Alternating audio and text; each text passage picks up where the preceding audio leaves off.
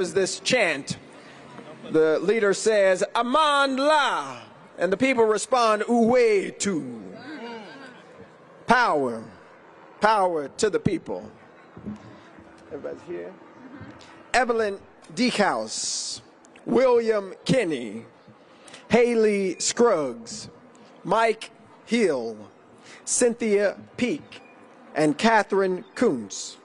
Their lives were tragically cut short because of gun violence at the Covenant School in Nashville only a few weeks ago. Now we reel from another mass shooting in Louisville, where even a police officer younger than me is fighting for their life. Gun violence is impacting and hurting every part of our community and all people within our communities, and the solutions that we have offered are not good enough. They are not the ones that can keep us safe and protect us. Unfortunately, the solution offered by the Republican Party in the state of Tennessee was to try and expel us, try and expel our voices, and silence our fight for an end to gun violence. They worked to expel our constituents' representation by subverting our democracy for their mobocracy, where their dollars and their egos rule. But our democracy is powered by people, and people power always wins. They tried to expel this movement for justice, but it cannot be stopped, because I see folks at ages 9 and 12 and 22 and even 92, people who are refusing to be bowed down, bent, or broken, standing up for what is right, getting proximate to those who are suffering, because it is there with those folks who are suffering that the wells of democracy run deepest. As my mother says, what the devil meant for bad, God meant for good. God meant for good. God needed to reignite this movement to end gun violence. God needed to catalyze the conversation about anti-democratic behavior of the Republican Party in the state of Tennessee. God needed to wake us up to the reality of this moment, that we've got a new generation and new ideas and new beliefs in order to guide us into the future. And so what Cameron Sexton meant for bad, God has turned into good. We realize that there are already more mass shootings than days in this country. We realize that the challenges of gun violence and its pervasiveness we see every day. In communities like ours in Memphis and Shelby County, we see this too often, because there's a proliferation of bad and poor policies coming out of this state legislature. They don't realize that these bullets are doing more than hurting just people. They're shattering communities. At the grocery store, on your walks, at the bank. It is the proliferation of guns, the legislation that removed the need to have permits, that have been a disaster for our communities. Our law enforcement, which many people praise, are being forced to go to war when they just are going to work. Kids are told to go to fortresses instead of to go to school and places of learning. We're told to go to church carrying the status quo's thoughts and prayers, while we must be in fear that somebody will walk in with an assault weapon. Because they're in the hands of ordinary citizens, we've got better solutions to these very challenging and troubling problems. And it's about time that we implement those solutions in the state of Tennessee. And we right now are showing Tennessee and the country that there's only one way forward. That the principalities and the wickedness in high places is not the way. That there will be a new building of this building, with a foundation built on love, with pillars of justice rising up, with rafters of courage covering us, with doors that are open to everybody in the state of Tennessee, not just rich somebodies, but everybody, not just straight somebodies, but everybody's, not just Republican somebodies, but everybody. We are showing this state and the country the only way forward. And I got to tell you that good news, we're going to win. I got to tell you, we're going to win. This has been a difficult legislative session if you watch anything. You've seen bills passed against drag shows. You've seen transgender children lose health care. You've seen talk about retaining third graders from school, disproportionately hurting black and brown children. You've seen some terrible things that have happened, and you might wonder, how is it that we can still in this moment, after we've just been expelled, but we're back? How we can still have courage and hope and faith in this democracy in Tennessee. Well, I believe William Cullen Bryant is right, that truth crushed to earth will rise again. I believe James Russell Lowell is right, because truth forever on the scaffold, wrong forever on the throne. Yet that scaffold sways the future, and behind the dim unknown standeth God within the shadow, keeping watch above his own. Yes, our democracy is not their mobocracy. Mob rule will never defeat people rule. We will never defeat the people's voice. We will never defeat people's First Amendment right to speak for what they know in their heart, their body, and their soul to be right. We will win because we will never quit.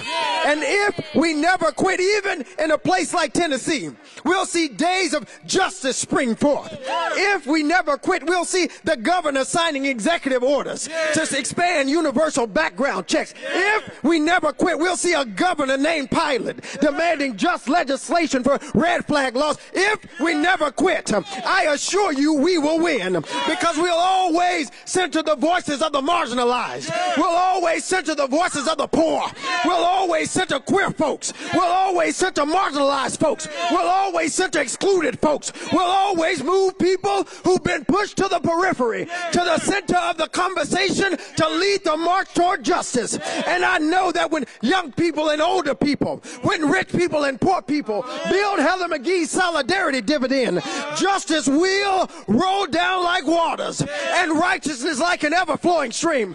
Well, Representative Pearson, how do you know? Because it was just 1 week ago that we sat in the State House on the well of democracy and were persecuted. We're called out of our names. We're talked down to and talked about. We're told we didn't understand democracy. We didn't understand our responsibility. Told we didn't belong here. But today, just a week later, there's resurrection that's been promised to a persecuted people. There's a resurrection that's been promised to a persecuted people. And so for each and every one of us, we've got good news. That resurrection is promised to persecuted people. We've got news of a resurrection of hope, of a resurrection of justice, of a resurrection of faith, even in Tennessee. And I'm so glad to be fighting with you, to be marching with you, because victory is ours. Hallelujah. Hallelujah. Hallelujah. Power to the people. Power to the people. Power to the people. Power to the people.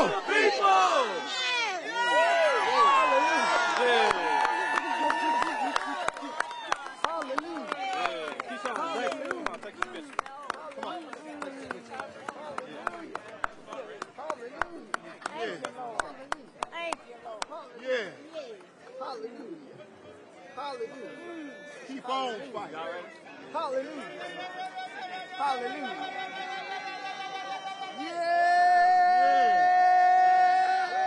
Yeah. Hallelujah. Hallelujah.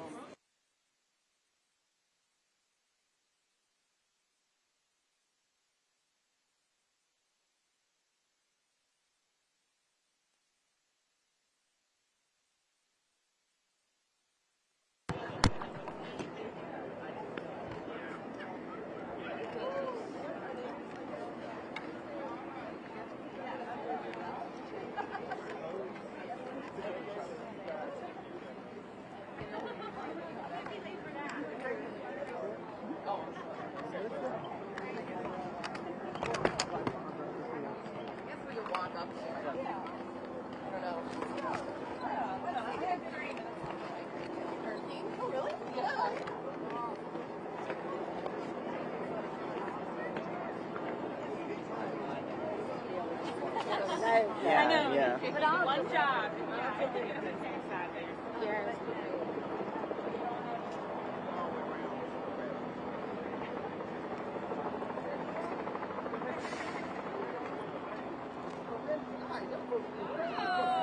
a good name. It's a good name on a picture. Okay, you're black and fat. So I'm going to have a little right. Okay. There we go.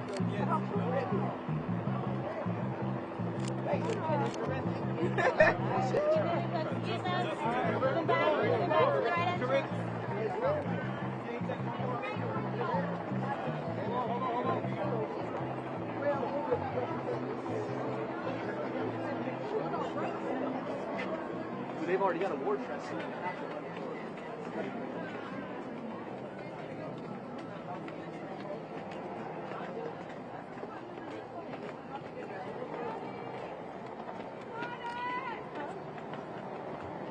Oh, my t-shirt says, make America the White House. No justice, no peace.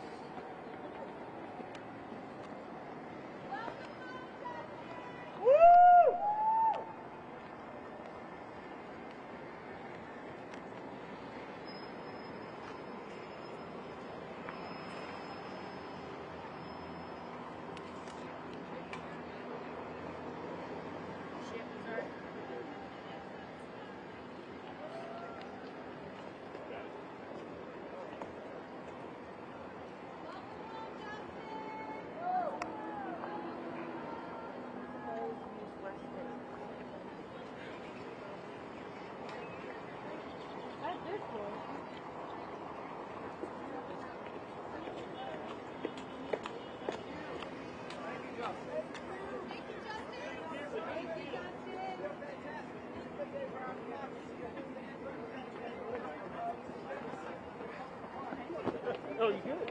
I thought you Yeah. Power to the people!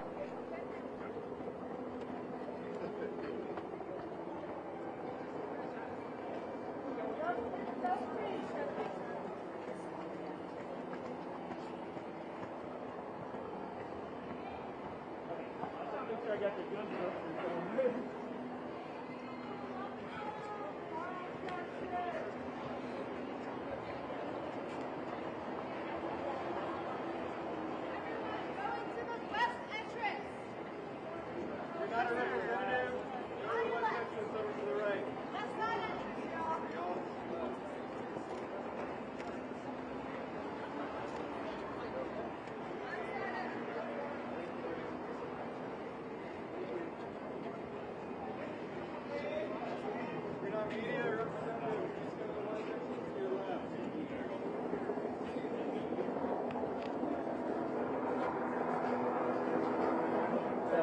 If you could clear a path out of the way. Let's go!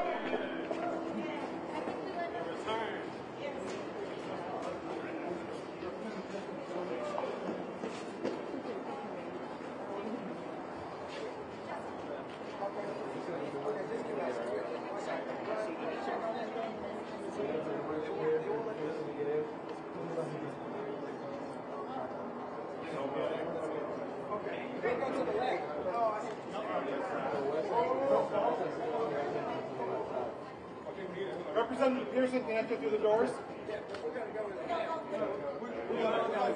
All go together? Okay.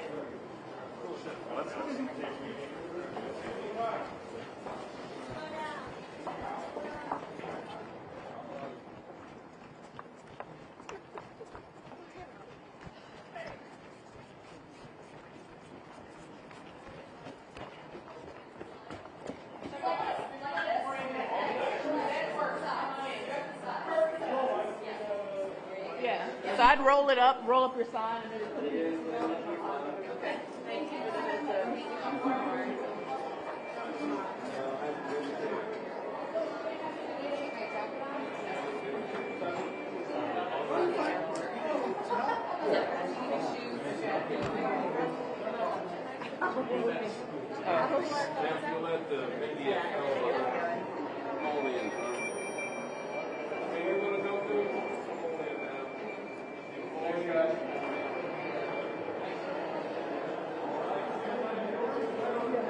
Come in here.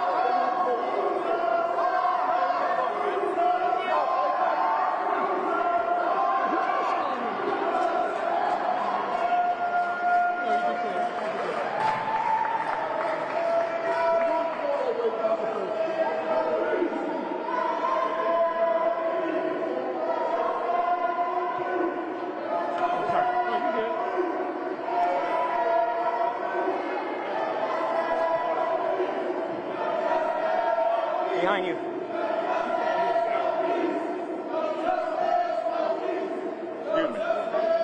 Excuse me.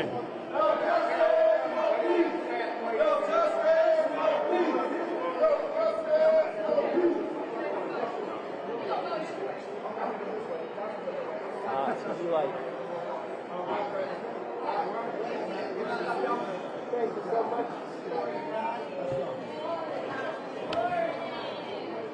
Sorry.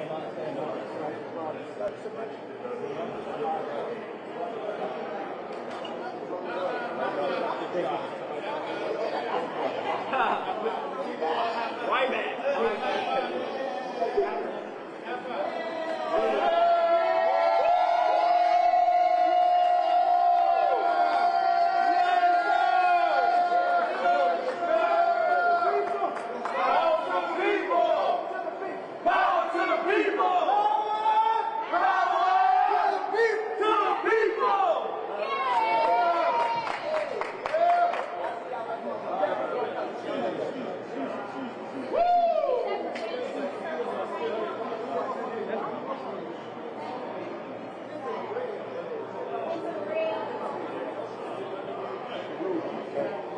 He's going up.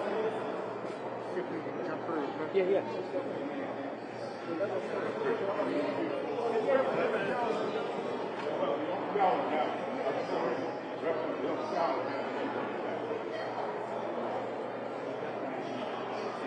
Yeah, I'm good.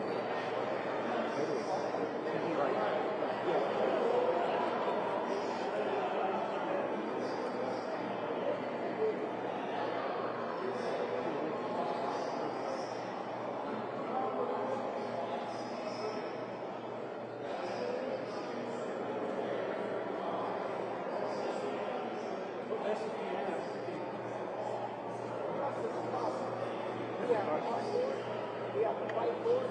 We have to protect it. Justice is possible. And anti-democratic behavior that silences those who want to see the number. Children insurrection.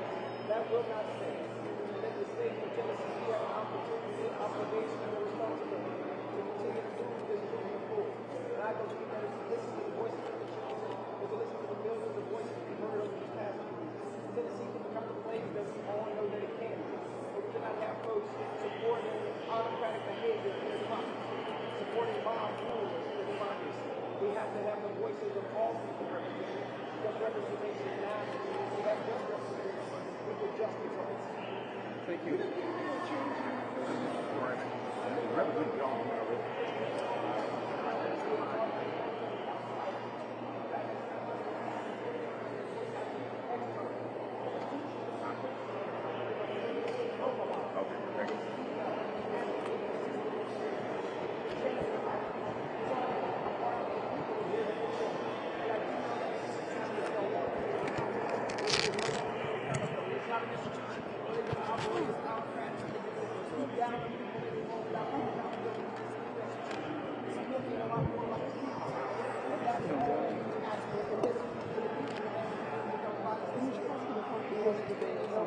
So we can let the answer goes this direction.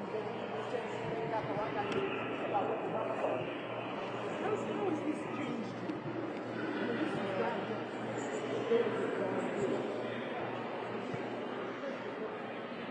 Let me switch with you guys.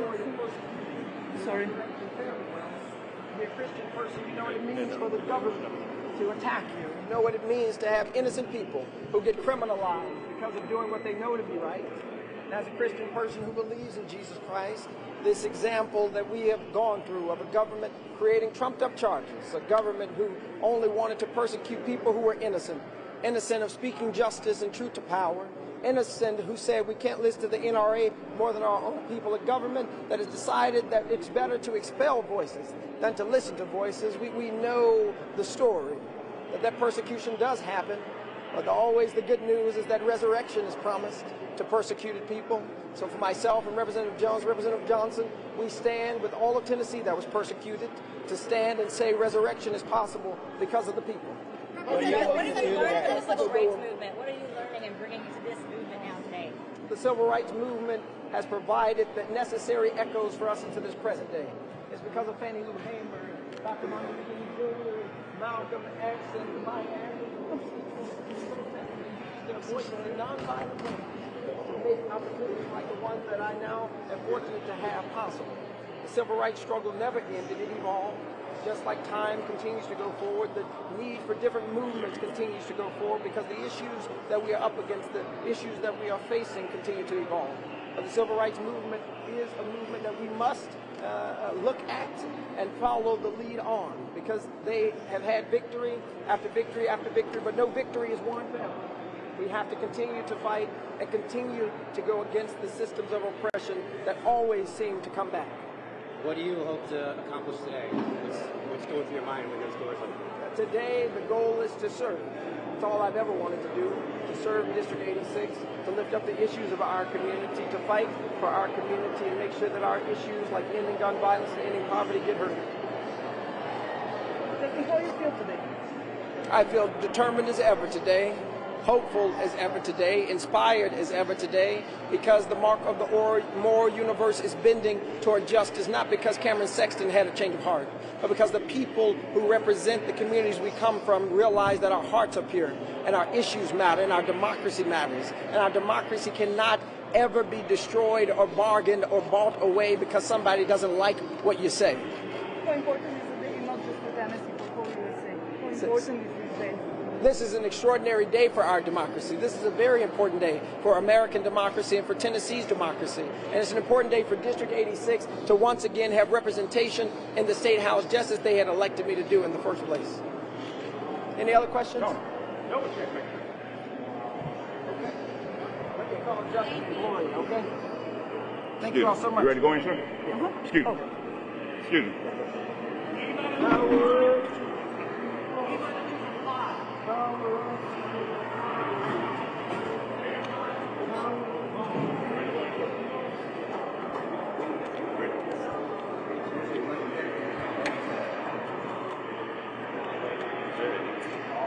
Is Ken right inside this door right here?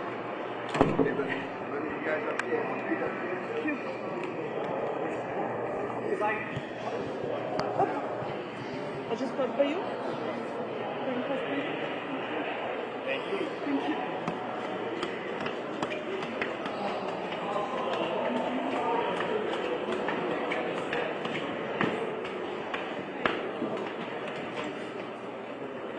Thank you.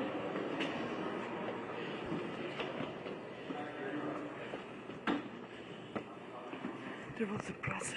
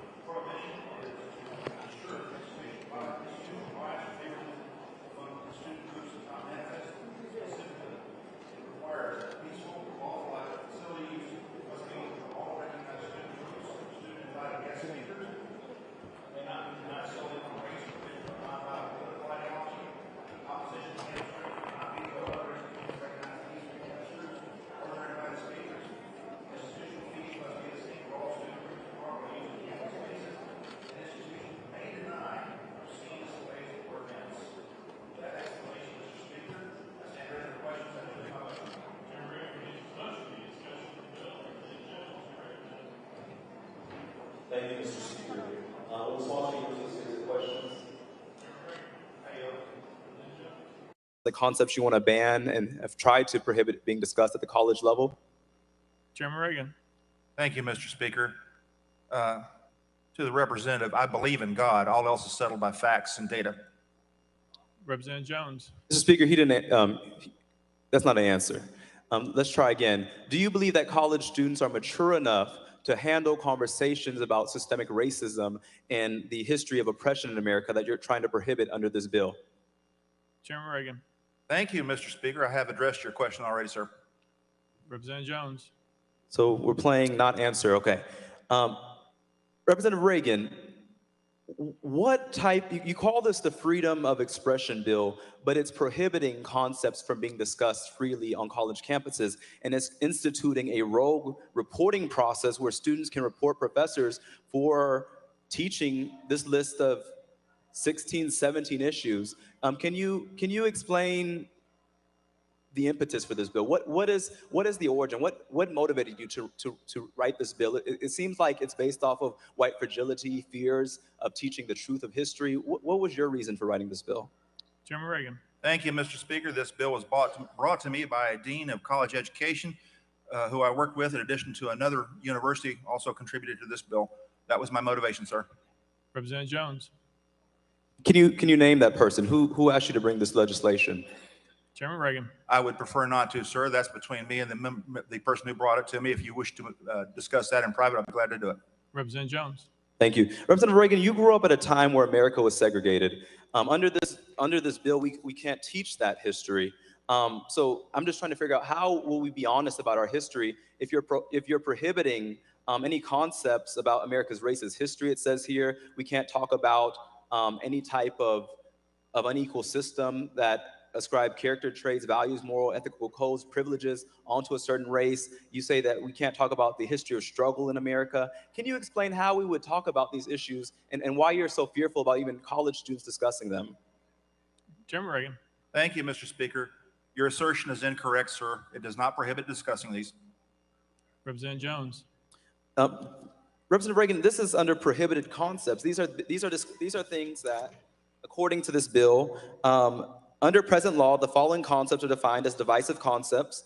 And under this law, there's a reporting process where students can report professors for teaching these concepts. This sounds like fascism. This sounds like authoritarianism. This does not sound like democracy or freedom. And so again, this bill is very troubling to anybody who believes in constitutional rights and who believes in America's promise of freedom of expression. You are targeting professors and college students from talking about race and from talking about the history of America. I think it is shameful what you're trying to do. And I'm trying to get an answer as to see what is the origin of this bill, but you're being evasive because I don't think that you don't even know what the purpose of this bill is, besides to feed into this racist narrative that you've been promoting all session. And so my question to you, Representative Jones, that's a personal attack and you're out of order. Please refrain from making those claims when you're on the bill. Thank you. Continue, Representative Jones.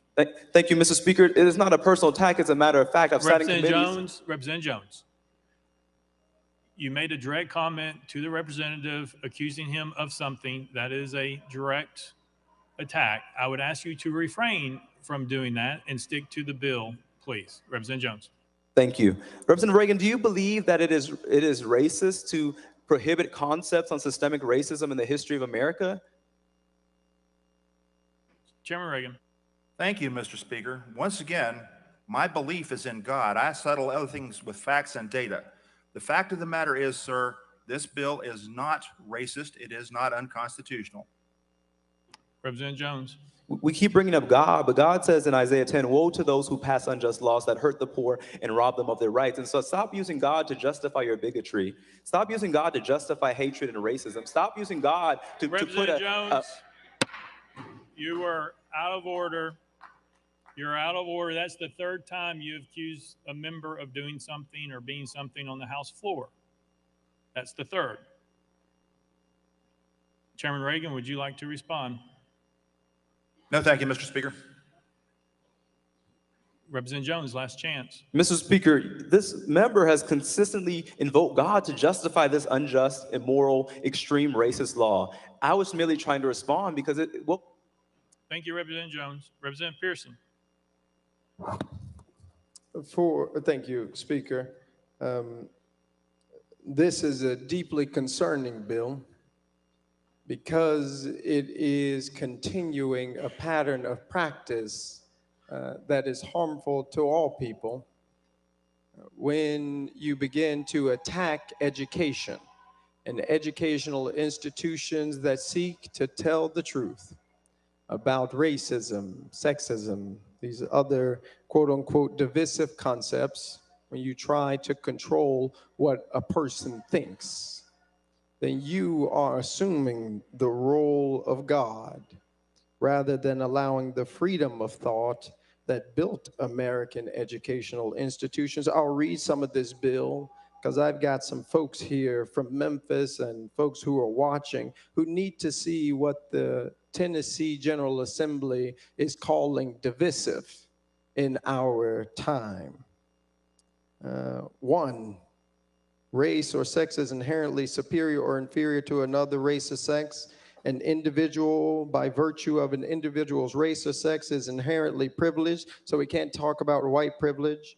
Racist, sexist, or oppressive, whether consciously or subconsciously. Subconsciously, I'm assuming sponsor means we can't talk about biases, which we all have. An individual should be discriminated against or receive adverse treatment because of the individual's race or sex. An individual's moral character is determined by the individual's race or sex. An individual, by virtue of the individual's race or sex, bears responsibility for actions committed in the past by other members of the same race or sex. This is to prevent white folks in particular for being told they had anything to do with enslavement.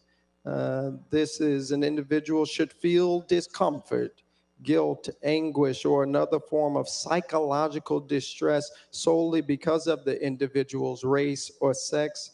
A meritocracy which does not exist because a society that committed genocide against Native Americans, enslaved Black African American people for over 250 years cannot be a meritocracy because we didn't all start at the same place. But you will not be able to say a meritocracy is inherently racist or sexist or designed by a particular race or sex to oppress another sex, despite the fact that in the United States of America's Constitution that we all swear an oath on, Black people were considered 3/5 of a person. Only rich white men could vote, not women. But you tell us that those things we wouldn't be able to talk about. The state of the United States is fundamentally or irredeemably racist or sexist, and that's the part I would like to talk about, if you don't mind. And the reason I'll vote against this legislation is actually because I do believe this state, this country is redeemable, but it is not going to be redeemed or resurrected if we allow the status quo to persist that silences different ideas. It will not be redeemed if we do not have the courage to look at ourselves and our institutions in the face and demand that they do better. It will not be redeemed if we operate business as usual and not do the work of justice. America is redeemable. The state of Tennessee is redeemable. But if we do not do the work of repenting through true education, by telling the truth, or as Memphian Ida B. Wells says, shining the light of truth upon our institutions and upon our lived experiences, which has made it much more likely for you to stand there than for me. If we do not tell the truth about our past and our present injustices, the state of Tennessee, the United States of America will not be redeemed. This is the work that we should be committing to, not banning people's ability to think critically about how we got to where we are because we're trying to preserve a status quo that has hurt us. But I've got good news. No matter what you do, people always rise. Chairman Reagan. Thank you, Mr. Speaker. The member's assertions are deceptive and incorrect. However, I'll let it sit at that. Thank you, Mr. Speaker. Thank you. Representative Capley. Thank you, Mr. Speaker. I move previous question. Previous question called. There was objection. We're on the board. All those in favor of previous question vote aye when the bell rings. Those opposed vote no. Has every member voted? Does any member wish to change their vote?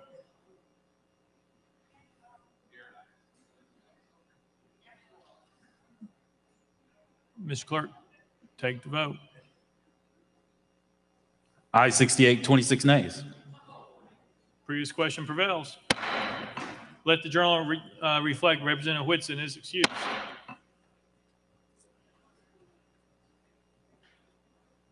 Chairman Clemens. Thank you, Mr. Speaker. I just want to point out the contradiction, Mr. Chairman, that we're having a vote on a bill to limit speech, and Chairman we move Clemens, to. We're under point of order. If you have a point of order question, but you can't make a statement. We're on the voting. Do you have a point of order question? Yes, Chairman Clemens. My point of order question, Mr. Speaker, is if we're going to vote on a bill that limits speech and ideas and the teaching of those ideas, why are we cutting off debate on that very bill? Mr. Clerk, can you read the House rules on previous question, please?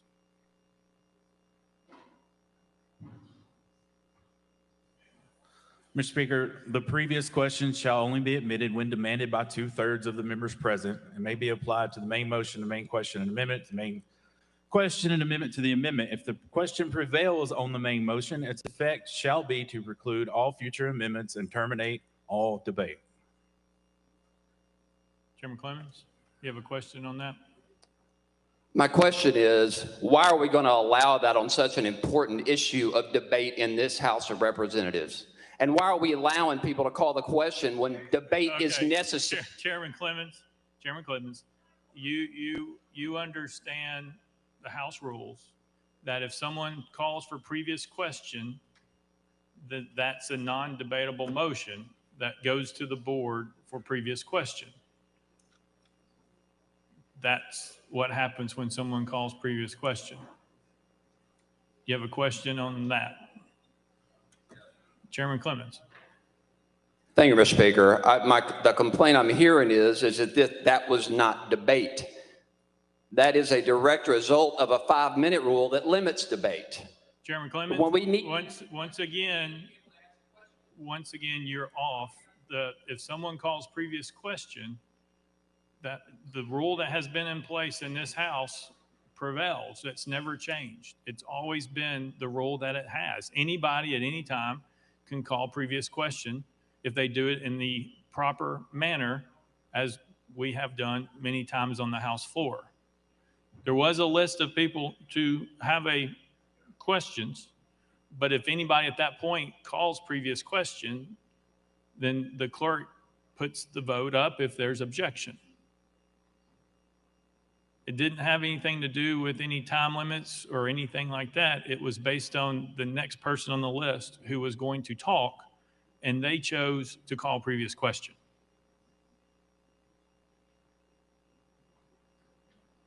Chairman Clemens. I would urge caution among this body about walking any further off this cliff on issues of such importance. Thank you, Mr. Speaker. Representative McKenzie, point of order. Yes, thank you, Mr. Speaker. And my point of order is this. I don't know if this bill is properly before us.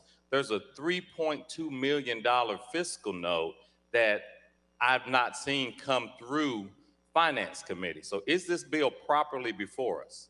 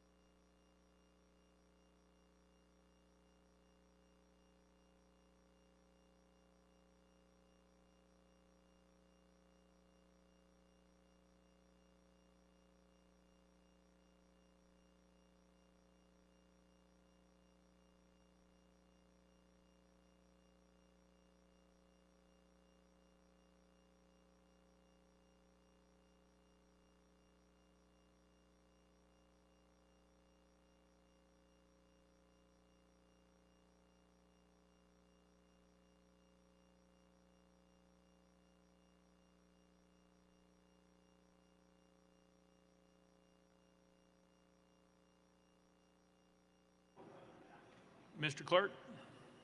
Mr. Speaker, the fiscal memo on the amendment states that the bill as amended is not significant. Representative McKenzie? I'm sorry, I didn't hear the tail end. I apologize. Mr. Clerk? Mr. Speaker, the fiscal memo that was issued on the amendment is not significant. Representative McKenzie? Representative McKenzie? Representative McKenzie? Thank you, Mr. Speaker. I would like to understand how any bill where the contents of the bill did not change. Everything in the bill was in the bill before with a $3.2 million fiscal note, and how a simple amendment takes that fiscal note to zero. I'm trying to understand how that bill can be properly before us. It's properly before us because the Senate amendment says it's not significant.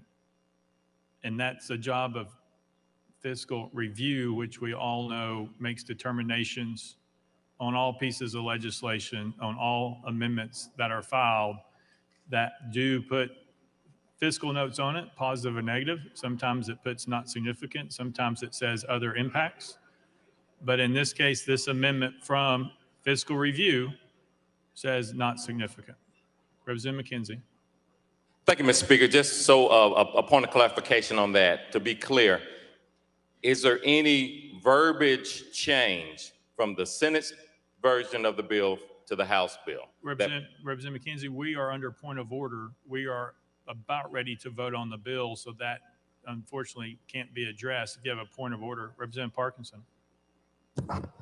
Thank you, Mr. Speaker. Mr. Speaker, my point of order is, would it be out of order to make a motion that we suspend the rules, that rule regarding the calling of the question?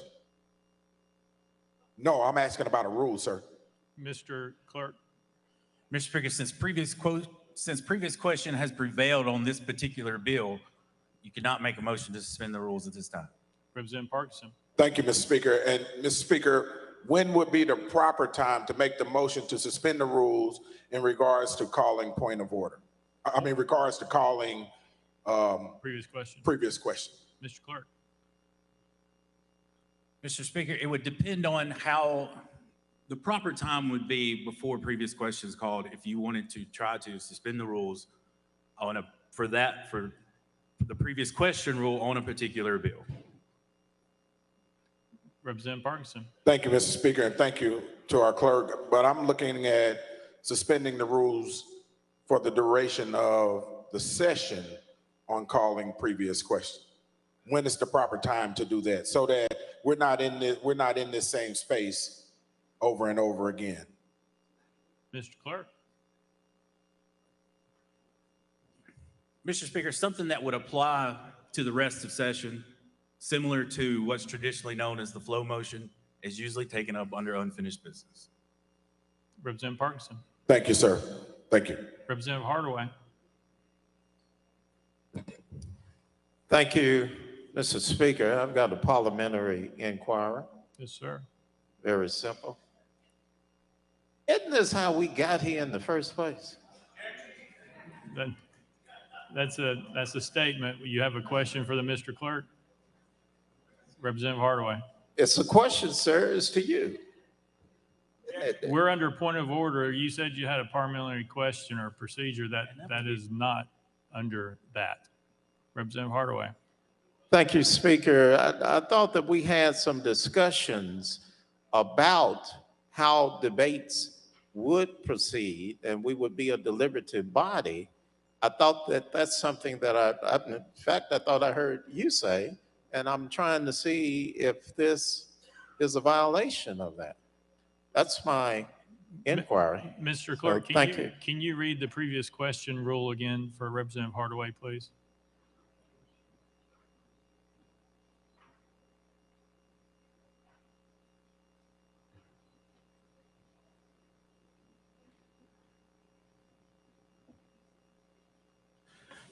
Mr. Speaker, the previous question shall only be admitted when demanded by 2/3 of the members present. It may be applied to the main motion, the main question, the amendment, or the main question, amendment to the amendment. If the question prevails on the motion, on the main motion, its effect shall be to preclude all future amendments and terminate all debate. Representative Johnson. Thank you, Mr. Speaker. So my question is, according to Article 2, Section 27 of the Constitution, we are allowed to have our dissent recorded into the record, especially when we feel that something is a policy is injurious to the people. So will I be allowed to do that right now, according to our Constitution? Mr. Clerk.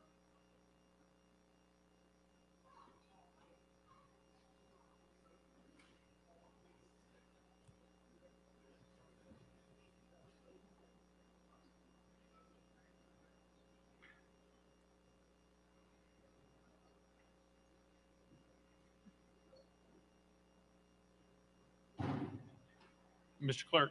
Mr. Speaker, I'll read that section of the Constitution.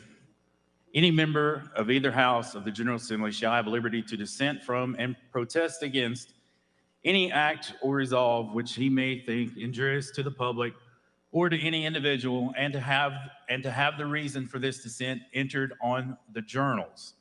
If the member wishes to submit a statement to the journal, they may. Similarly, our House rules state that if a member wants to put a reason for their vote into the journal, that will also be done. But an oral explanation of a member's vote is not permitted. Representative Johnson. Thank you. Leader Lambert. Thank you, Mr. Speaker. And point of order, Clerk, is that Rule 30 explanation of vote, and does it read as such? Any member may have written into the journal an explanation of such member's vote on any particular motion, resolution, or bill by presenting to the clerk an appropriate explanation in typewritten form. However, an oral explanation is not a matter of privilege and should not be allowed from the floor. Is that the appropriate rule? Mr. Clerk. Mr. Speaker, that's correct. Representative Jones. Thank you, Mr. Speaker. Once again, the House is out of order, and we're not deliberating and properly discussing. Representative Jones, do you have a question for the clerk under procedural or parliamentary? Instead of making a statement, you would have to address your question to the clerk. Representative Jones. Thank you, Mr. Speaker. Yes, my question to the clerk is, Mr. Clerk, if a member introduces legislation and cannot even talk about it, cannot even defend their position, should they be a member in this chamber? If they can't even defend their legislation. Jones, once again, that is not what we're on. It's parliamentary question, procedural question. If you would like to ask one of those two types of questions to the clerk about the rules or the Constitution, as the other representative did, that is fine. Representative Jones. Thank you, Mr. Speaker. Mr. Clerk, is there a process to ensure that minority voice is heard in this chamber? The speaker, is it not the speaker's discretion to call who can be called next in line, and it's the speaker's discretion to call a member of his own party to call the question, or to call a member of the minority party? Isn't it up to the discretion of the speaker to allow the minority party to speak? Is there a process by which our voice can be heard?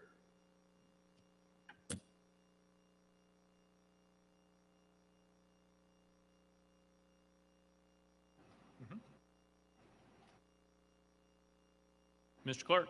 Mr. Speaker, the Speaker keeps a list of members as they request to speak.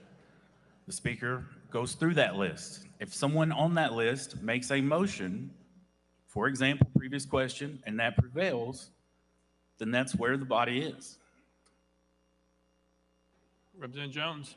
Mr. Clerk, is it the speaker's discretion to keep a list of members of the minority party to be heard before calling a member of his own party who will call the question? That's what we've seen all session. So is it not the speaker's discretion to keep a list of the minority voices who should be heard on this bill and who deserve to be heard for our districts? Is it not the discretion of Cameron Sexton to determine the order of calling people to speak? Mr. Clerk.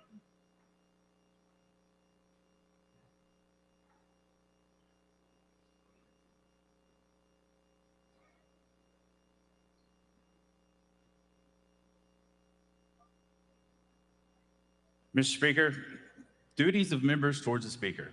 No member shall be recognized by the Speaker unless the member addresses the chair from such member's desk. In all cases, the member who shall rise first shall be entitled to speak first. But when two or more members shall rise at the same time, the speaker shall name the member who shall speak first. That is what our rules say. Representative Jones.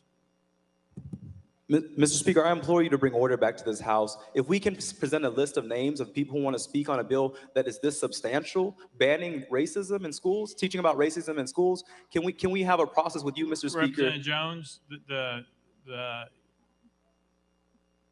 no one submitted a list of any names of anybody, first of all. Second of all, we do call on the members who do raise their hands, and we put them in the order that they raise their hands. Sometimes people delay raising their hands and other people get ahead of them. That's the way it happens, unfortunately, sometimes.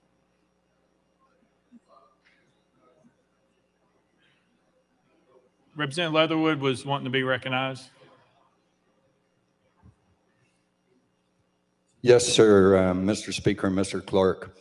Going back to a previous question to the clerk, I was wondering, would the amendment from the Senate that rewrites this whole bill and it removes the requirement for certain reporting and it removes the requirement that certain mentoring takes place, couldn't this logically reduce the fiscal note to being not significant?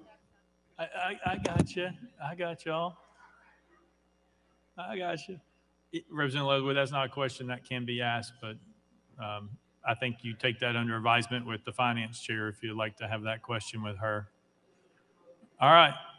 Looks like that's it. We're all voting. All those in favor of Senate Bill 817, vote aye when the bell rings. Those opposed, vote no.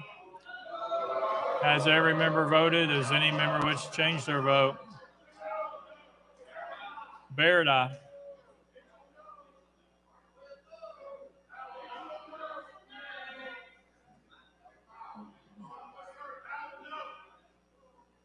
Mr. Clerk, take the vote.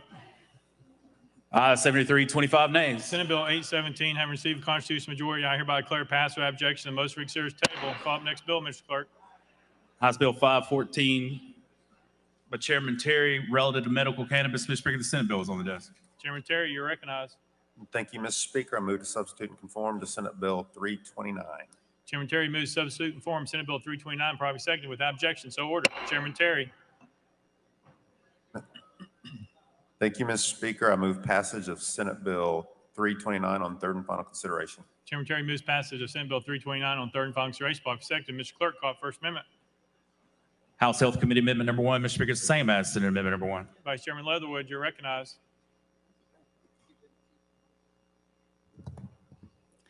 Thank you, Mr. Speaker. This amendment is the same as the Senate amendment and move to withdraw.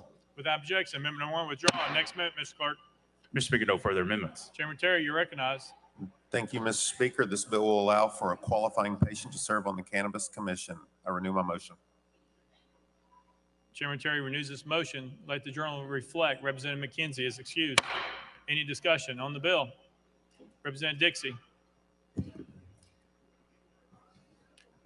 Thank you, Mr. Speaker.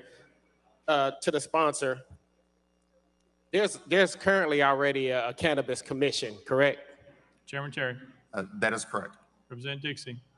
Has there been any actionable items that has come from this commission since it's been established that we've taken on any kind of legislation here in the House? Chairman Terry. Thank you for the question. They have put forth some recommendations, and we've reviewed those and some bills that have come through based off some of those recommendations. I don't remember which bills that we've debated, but they have put forth some recommendations. Representative Dixie. All right. Other thing is, how can we know when they meet? Where is it posted, or how can we find out when the commission meets? Chairman Terry. Thank you. I can get that to you from my office. Representative Dixie. Thank you, Mr. Speaker. Thank you. Any further discussion? Seeing none, any objection to the question? Seeing none. All those in favor of Senate Bill 329, vote aye when the bell rings. All those opposed, vote no. Has every member voted? Does any member wish to change their vote? Barrett, aye. McCalman, aye. Hazelwood, aye. Rudder, aye. Powell's, aye. Mr. Clerk, take the vote. Ayes 84, 8 nays. Senate Bill 329, having received a constitutional majority, I hereby declare passed without objection. Most reconsidered table. Call the next bill, Mr. Clerk. House Bill 940 by Representative Alexander and others relative to children. Mr. Speaker, the Senate bill is on the desk. Representative Alexander, you're recognized. Thank you, Mr. Speaker. I move to substitute and conform to SB 0722. Representative Alexander moves substitute conform Senate Bill 722, probably second without objection. So ordered. Representative Alexander.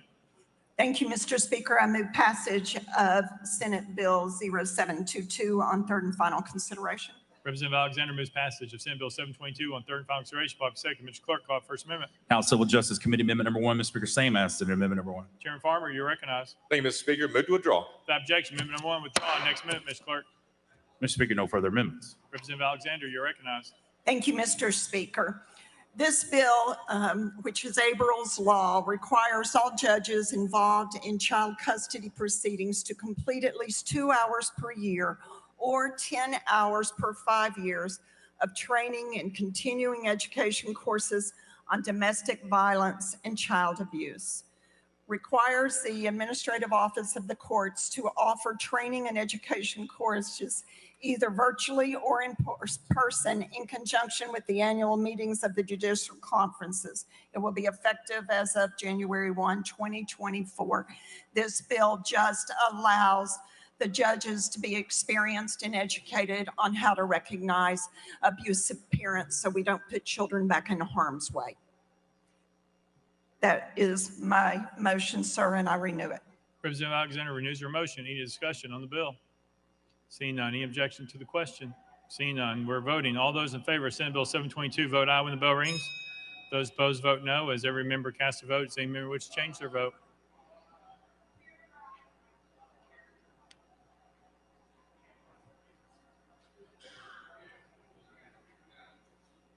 Mr. Clerk, please take the vote. Ayes 96, no nays. Senate Bill 722, having received a constitutional majority, I hereby declare passed without objection. Most reconsidered table. We'll call the next bill, Mr. Clerk. House Bill 944 by Representative Alexander relative to abuse. Mr. Speaker, the Senate bill is on the desk. Representative Alexander, you are recognized. Thank you, Mr. Speaker. I move to substitute and conform to Senate Bill 979. Representative Alexander moves substitute and conform Senate Bill 979, probably seconded without objection. So ordered. Representative Alexander. Thank you, Mr. Speaker. I move passage of Senate Bill 979 on third and final consideration.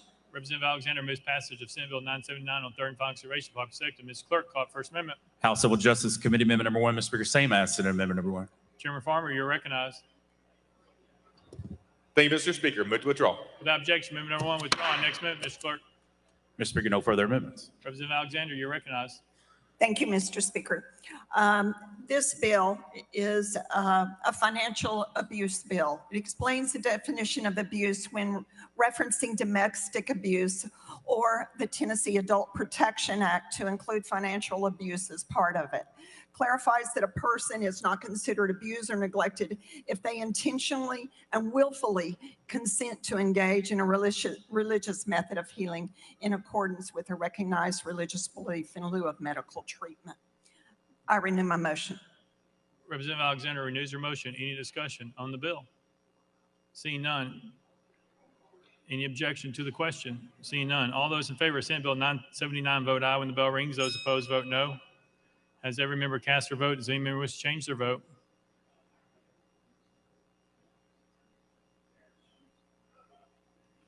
Mr. Clerk, take the vote. Ayes 94, no nays. Senate Bill 979 having received a constitutional majority, I hereby declare passed without objection. The most reconsidered table. Call the next bill, Mr. Clerk. House Bill 379 by Representative Beck and others relative to protective services. Representative Beck, you're recognized.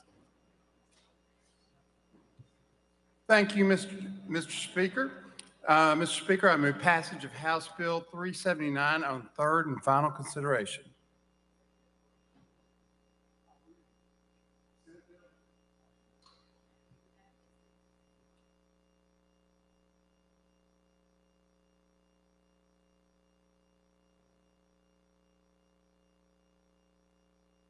Then back.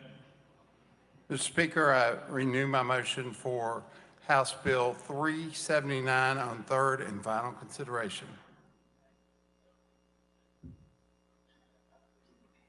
Call the First Amendment, Mr. Clerk. House Commerce Committee Amendment number 1. Chairman Vaughn, you're recognized. Thank you, Mr. Speaker. The amendment rewrites the bill, so we're going to move to adopt and defer to our sponsor for the explanation. Chairman Vaughn moves adoption amendment number 1, probably seconded. Any discussion on the amendment? Seeing none. All those in favor of amendment number 1 say aye. Aye. All those opposed say no. The ayes have it. You adopted. Next amendment, Mr. Clerk. Mr. Speaker, no further amendments. Representative Beck, you're recognized. Thank you, Mr. Speaker. Last year, this House passed Dallas's law to protect our citizens and our visitors. This bill will change 3 things in that law. Dollywood and some of the private universities that have ABC license have asked us to make it where their security guards can carry pepper spray. Second, this makes a delineage between contracted security guards and employee security guards. Number 3, it makes clear that from hospitality, that hotels and other employees that make security sweeps are not considered to be security guards. And with that explanation, I renew my motion. Representative Beck renews his motion. Any discussion on the bill? Seeing none. Any objection to the question? Seeing none. All those in favor of House Bill 379 is amended, vote aye when the bell rings. Those opposed, vote no. Has every member voted? Has any member wish to change their vote?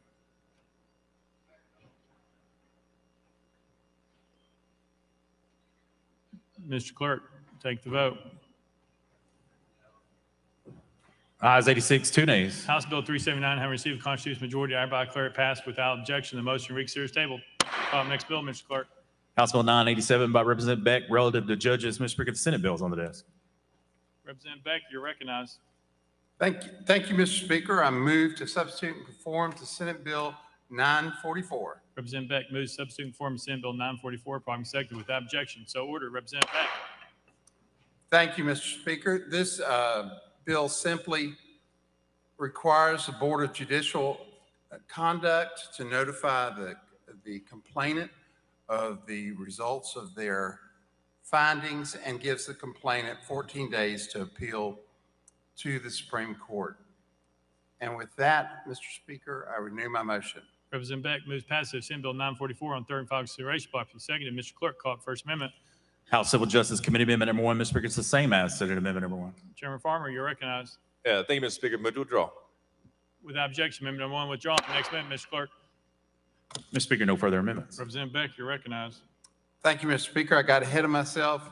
The explanation is that this bill allows mandates that the Judicial Conduct Board informs the complainant of their decisions and gives the complainant a right to appeal.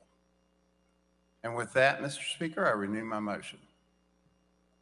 Representative Beck renews his motion. Any discussion on the bill? Seeing none, any objection to the question? Seeing none. All those in favor of Senate Bill 944, vote aye when the bell rings. Those opposed, vote no. As every member casts a vote, does any member wish to change their vote?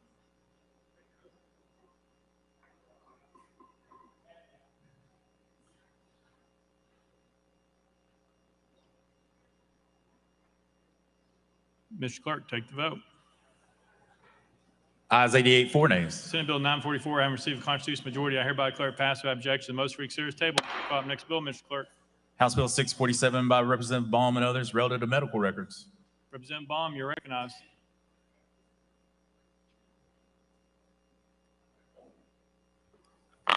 Thank you, Mr. Speaker. I move passage of House Bill 647 on third and final consideration. Representative Baum moves passage. Properly seconded. Mr. Clerk, call it First Amendment. House Health Committee Amendment number 1. Chairman Terry, you're recognized.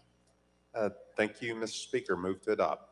Chairman Terry moves adoption of amendment number 1, probably seconded. Any discussion on the amendment? Seeing none, all those in favor of amendment number 1 say aye. Aye. All those opposed say no. The ayes have it. You adopt. Next amendment, Mr. Clerk.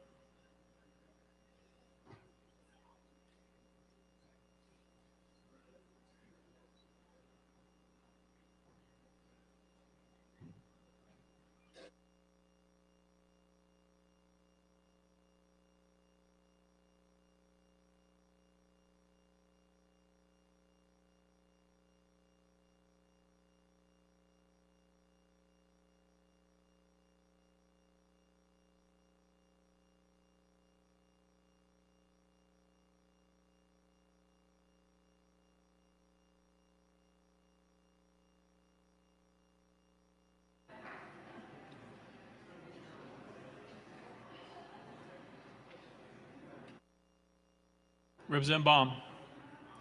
Mr. Speaker, I would like to have this bill re-referred to the Health Committee. Without objection, re-referred to the Health Committee. Call next bill, Mr. Clerk. House Bill 1088 by Representative Baum, relative to the Tennessee Investment and Student Achievement Act. Representative Baum, you're recognized. Thank you, Mr. Speaker. I move passage of House Bill 1088 on third and final consideration. Representative Baum moves passage. Probably second. Mr. Clerk, call it first amendment. House Education Administration Committee Amendment number 1. Chairman White, you're recognized. Thank you, Mr. Speaker. The amendment rewrites the bill, so I move to adopt and defer to the sponsor for explanation. Chairman White moves adoption of amendment number 1. Probably seconded. Any discussion on the amendment? Seeing none, all those in favor of amendment number 1 say aye. Aye. All those opposed say no. The ayes have it. You adopted. Next amendment, Mr. Clerk.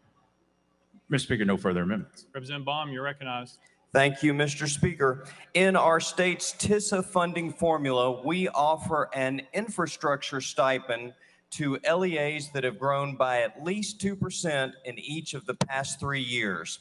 The Department of Education and I are concerned that COVID may have affected the growth rate during some of those years, and so this bill provides LEAs a second way to become eligible for these infrastructure stipends. It does this by considering growth in 3 years that were not affected by COVID. It eliminates 2 academic years that we believe were most impacted by COVID. I renew my motion. Representative Baum renews his motion. Any discussion on the bill? Chairman Clemens, you're recognized. First of all, Representative Baum, I just want to say thank you. Second of all, this bill, which I support, I just want to encourage our colleagues to take a look at the real need for infrastructure investment by the state of Tennessee, not only to this degree, but to the others, because what we have seen is a lot of fixed costs associated with the policies pulling money out of our traditional public schools into other private entities. And we need to do a better job as a state of Tennessee investing and covering those costs like we're constitutionally required to do for our traditional public schools in Tennessee. So again, I just want to say publicly, thank you, and thank you for this legislation. Representative Baum, you're recognized. Thank you. Appreciate your comments. Any further discussion? Seeing none, any objection to the question? Seeing none, all those in favor of House Bill 1088 as amended, vote aye when the bell rings. Those opposed, vote no. Has every member voted? Does any member wish to change their vote?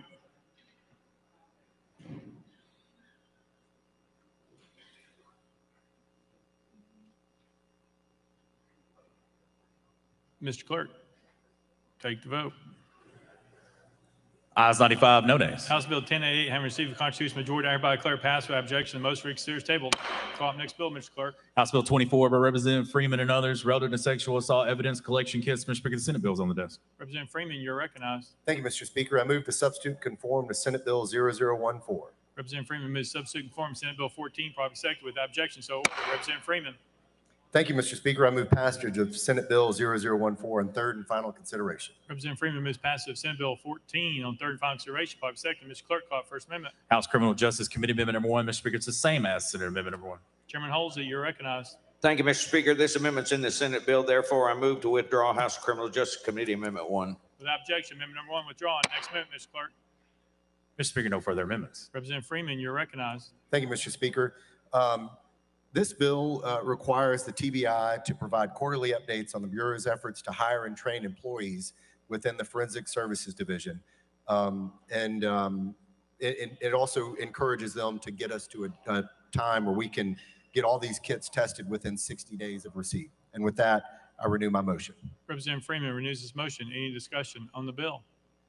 Seeing none. Any objection to the question? Seeing none. All those in favor of Senate Bill 14, vote aye. When the bell rings, those opposed, vote no.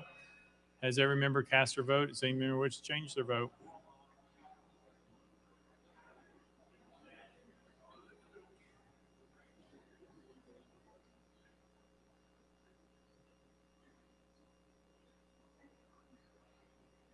Mr. Clerk, take the vote. Ayes 95, no nays. Senate Bill 14, having received a constitutional majority, I hereby declare passed without objection. The motion reconsider is tabled. Call up next bill, Mr. Clerk. House Bill 685 by Representative Freeman, relative to highway safety. Representative Freeman, you're recognized. Thank you, Mr. Speaker. I move passage of House Bill 685 on third and final consideration. Representative Freeman moves passage. Properly seconded. Mr. Clerk, call it First Amendment. House Transportation Committee Amendment number 1. Chairman Howell, you're recognized. Thank you, Mr. Speaker. This amendment rewrites the bill. Move to adopt and to defer to the sponsor to explain. Chairman Howell moves adoption of amendment number 1. Properly seconded. Any discussion on the amendment? Seeing none. All those in favor of amendment number 1 say aye, aye. All those opposed say no. The ayes have it. You adopted. Next amendment, Mr. Clerk. House Transportation Committee Amendment number 2.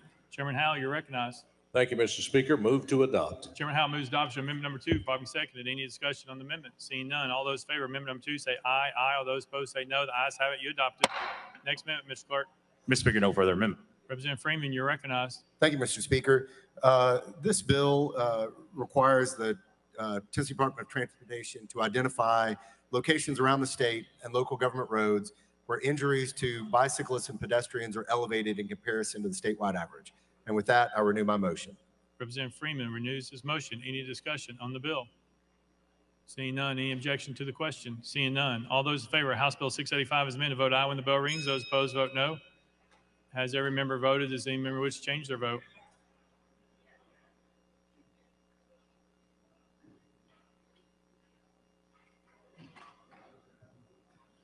Mr. Clerk, please take the vote. Ayes 81, 11 nays, 1 present, not voting. House Bill 685 having received a constitutional majority, I hereby declare it passed without objection. Most read serious table. Call the next bill, Mr. Clerk. House Bill 686 by Representative Freeman and others relative to victim advocates communications. Mr. Speaker, the Senate bill is on the desk. Representative Freeman, you're recognized. Thank you, Mr. Speaker. I move to substitute conform to Senate Bill 1205. Representative Freeman moves substitute conform to Senate Bill 1205, properly seconded without objection. So ordered. Representative Freeman. Thank you, Mr. Speaker. I move passage of Senate Bill 1205 on third and final consideration. Representative Freeman moves passage of Senate Bill 1205 on third and final consideration, properly seconded. Mr. Clerk, call it First Amendment. House Criminal Justice Committee Amendment number 1. Mr. Speaker, it's the same as Senate Amendment number 1. Chairman Halsey, you're recognized. Thank you, Mr. Speaker. This amendment's in the Senate bill. Therefore, I move to withdraw House Criminal Justice Committee Amendment 1. Without objection, amendment number 1 withdrawn. Next amendment, Mr. Clerk. Mr. Speaker, no further amendments. Representative Freeman, you're recognized. Thank you, Mr. Speaker. This bill would prohibit advocates from being examined in judicial, legislative, or administrative proceedings regarding any communications between the advocate and the victim unless disclosure is required by law or otherwise authorized in the section. And with that, I renew my motion. Representative Freeman renews his motion. Any discussion on the bill? Seeing none. Any objection to the question? Seeing none. All those in favor of Senate Bill 1205, vote aye when the bell rings. Those opposed, vote no. Has every member voted? Has any member wish to change their vote?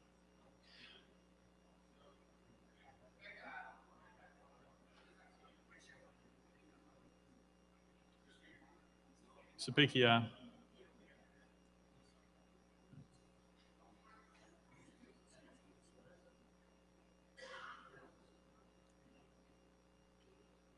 Mr. Clerk, take the vote. Ayes 91, no nays, 1 present, not voting. Senate Bill 1205, having received a constitutional majority, I hereby declare passed without objection. Most read serious table. Call it next bill, Mr. Clerk. House Bill 897 by Chairman Hurt relative to K-12 education. Mr. Speaker, the Senate bill is on the desk. Chairman Hurt, you're recognized. Thank you, Mr. Speaker. I move to substitute and conform to Senate Bill 1070. Chairman Hurt moves to substitute and conform to Senate Bill 1070, probably seconded without objection. So ordered. Chairman Hurt. Thank you, Mr. Speaker. I move passage of Senate Bill 1070 on third and final consideration. Chairman Hurt moves passage of Senate Bill 1070 on third and final consideration, probably seconded. Mr. Clerk, call it First Amendment. House Education Administration Committee Amendment number 1. Mr. Speaker, it's the same as Senate Amendment number 1. Chairman White, you're recognized. Thank you, Mr. Speaker. Same as Senate amendment. Move to withdraw. Without objection, amendment number 1 withdrawn. Next amendment, Mr. Clerk. Mr. Speaker, no further amendment. Chairman Hurt, you're recognized. Thank you, Mr. Speaker. This bill addresses the problem of the shortage of PE teachers in elementary schools, and it is permissive. It allows a director of schools or a charter school to request the Commissioner of Education to issue an endorsement exemption to a licensed teacher to teach PE in an elementary school. The endorsement exemption would be valid only until June 30th following the date it was granted. The director must certify the Commissioner that they are unable to find a qualified teacher, and the Commissioner has complete discretion over whether they grant an exemption. And with that, Mr. Speaker, I renew my motion. Chairman Hurt renews his motion. Any discussion on the bill? Seeing none, any objection to the question? Seeing none. All those in favor of Senate Bill 1070, vote aye when the bell rings. Those opposed, vote no. Has every member cast their vote? Does any member wish to change their vote?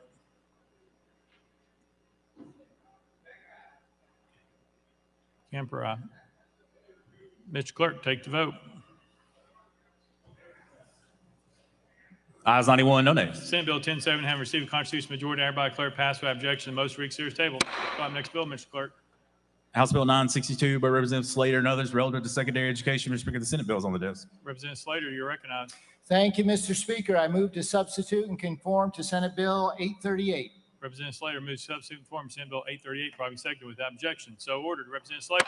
Thank you, Mr. Speaker. I move passage of Senate Bill 838 on third and final consideration. Representative Slater moves passage of Senate Bill 838 on third and final consideration, probably seconded. Mr. Clerk, call it First Amendment. House Education Administration Committee Amendment number 1. Mr. Speaker, same as Senate Amendment number 1. Chairman White, you're recognized. Thank you, Mr. Speaker. The same as the Senate amendment. Move to withdraw. Without objection, amendment number 1 withdrawn. Next amendment, Mr. Clerk. Mr. Speaker, no further amendments. Representative Slater, you're recognized. Thank you, Mr. Speaker. The purpose of this bill is to create a high school equivalent to the CLEP test used in post-secondary education. If this bill is passed, it will allow high school students to demonstrate proficiency on an exam in certain subjects and receive credit for the course. I renew my motion. Representative Slater renews his motion. Any discussion on the bill? Seeing none. Any objection to the question? Seeing none. All those in favor of Senate Bill 838 vote aye when the bell rings. Those opposed vote no. Has every member voted? Does any member wish to change their vote?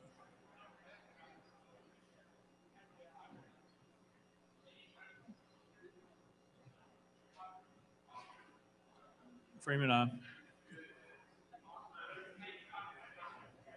Cochran, aye. Mr. Clerk, please take the vote.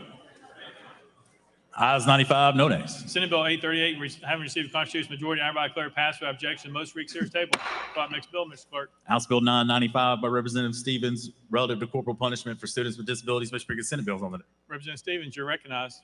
Thank you, Mr. Speaker. I move to substitute and conform to Senate Bill 972. Representative Stevens moves substitute and conform to Senate Bill 972, probably second without objection. So ordered. Representative Stevens. Thank you, Mr. Speaker. I move passage of Senate Bill 972 on third and final consideration. Representative Stevens moves passage of Senate Bill 972 on third and final consideration, probably second. Mr. Clerk, call it First Amendment. House Education Administration Committee Amendment number 1. Mr. Speaker, it's the same as Senate Amendment number 1. Chairman White, you're recognized. Thank you, Mr. Speaker. Same as Senate amendment. Move to withdraw. Without objection, amendment number 1 withdrawn. Next amendment, Mr. Clerk. Mr. Speaker, no further amendments. Representative Stevens, you're recognized. Thank you, Mr. Speaker. This bill comes from the Tennessee Disability Coalition to help ensure that students with disabilities are not falling through the cracks and receiving corporal punishment for behavior that manifests as a result of their disabilities.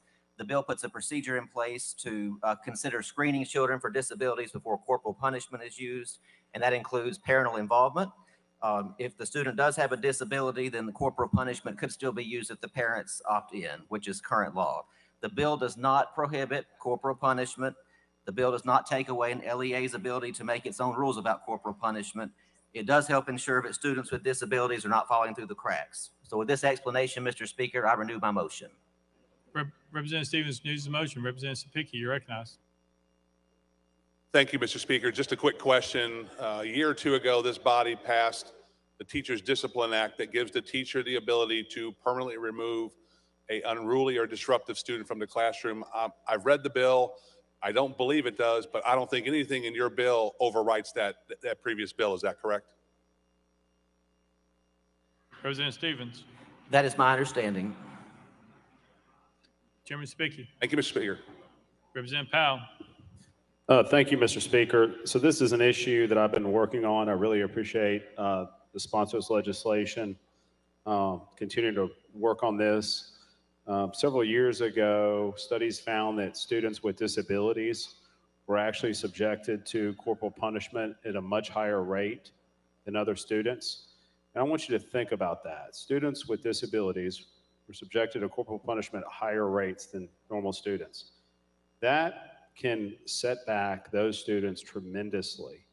And, you know, we are working as a state when it's important that we support all students, especially those students with disabilities, and subjecting them to corporal punishment can have multiple negative consequences. And so this is an important piece of legislation, and I appreciate it. I'm happy to sign on. I'd ask all my colleagues to vote for the bill. Thank you.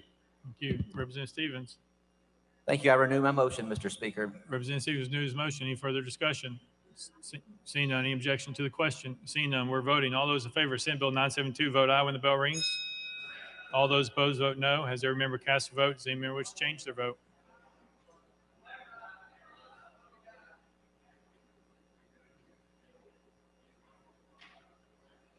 Mr. Clerk, please take the vote. Ayes 90, no nays. Senate Bill 972 having received a constitutional majority, I hereby declare passed without objection. Most reconsidered is tabled. Call the next bill, Mr. Clerk. House Bill 273, but Chairman Terry, relative to health, Mr. Speaker, the Senate bill is on the desk. Chairman Terry, you're recognized. Thank you, Mr. Speaker. I move to substitute and conform to Senate Bill 221. Chairman Terry moves to substitute and form Senate Bill 221, probably second without objection. So ordered. Chairman Terry. Thank you, Mr. Speaker. I move passage of Senate Bill 221 on third and final consideration. Chairman Terry moves passage of Senate Bill 221 on third and final consideration, probably second. Mr. Clerk, call it First Amendment. House Health Committee Amendment number 1. Vice Chairman Leatherwood, you're recognized. Thank you, Mr. Speaker. This amendment rewrites the bill, and I move to adopt and defer to the sponsor for further explanation. Vice Chairman Leatherwood moves adoption of amendment number 1, probably seconded. Any discussion on the amendment? Seeing none. All those in favor of adopting amendment number 1 say aye. Aye. All those opposed say no. The ayes have it. You adopted. Next amendment, Mr. Clerk. Mr. Speaker, no further amendments. Chairman Terry, you're recognized. Thank you, Mr. Speaker. This bill allows for the Board of Medical Examiners to have input on their medical consultant. With that, I renew my motion. Chairman Terry renews his motion. Any discussion on the bill? Seeing none. Any objection to the question? Seeing none. All those in favor of Senate Bill 221 as amended vote aye when the bell rings. Those opposed vote no. As every member casts a vote, does any member wish to change their vote?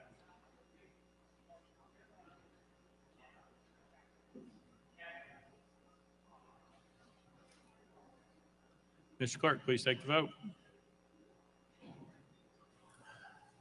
Ayes 87, 2 nays. Senate Bill 221 having received a constitutional majority, I hereby declare passed without objection. Most reconsidered is tabled. Call the next bill, Mr. Clerk.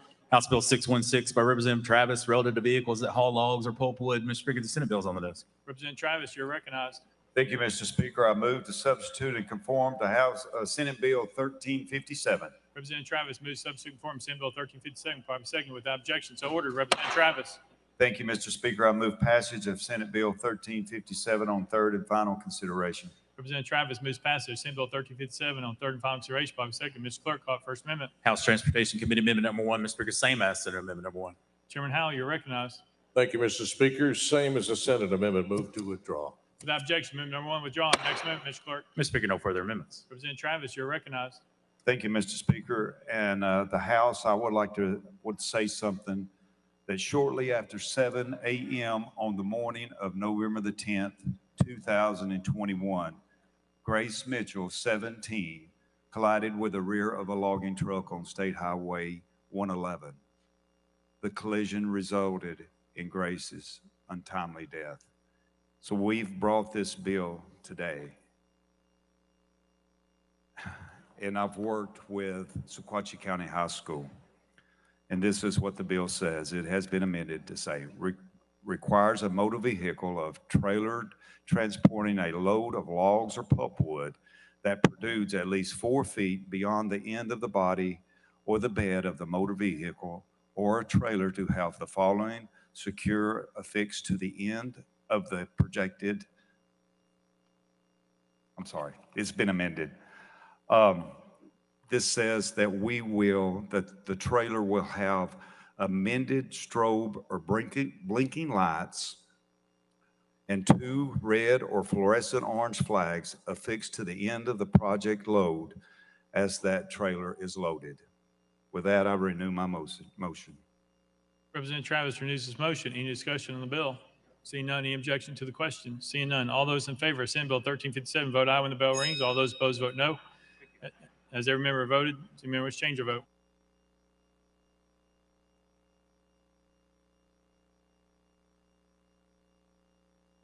Camper, aye. Mr. Clerk, please take the vote. Ayes 85, 2 nays, 3 present, not voting. Senate Bill 1357 having received a constitutional majority, I hereby declare passed without objection. Most reconsidered is tabled. Call the next bill, Mr. Clerk. House Bill 619 by Representative Travis, relative to Department of Children's Services.